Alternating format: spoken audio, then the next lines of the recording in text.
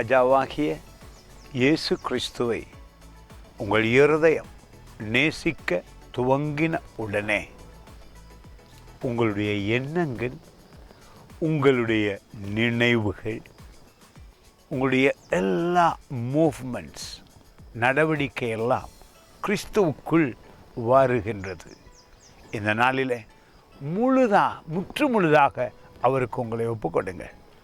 உங்கள் தொழில் ஆசீர்வாதமாயிருக்கும், உங்கள் குடும்பம் ஆசீர்வாதமாயிருக்கும். சர்வ வல்லவர் நம் இயேசு. அவருடைய வார்த்தைகள் எங்களை எப்பொழுதும் தேற்றும்.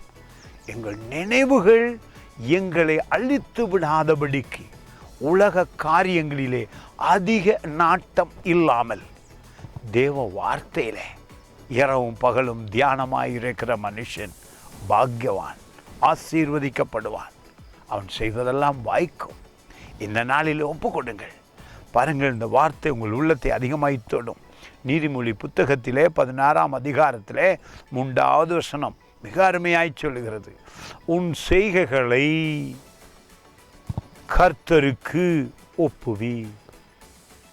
கொடுப்பது அவருக்கு உங்களை, உங்கள் உள்ளத்தை, உங்கள் கண்களை, உங்களுடைய காதுகளை தேவனுக்கு ஒப்பு கொடுங்கள்.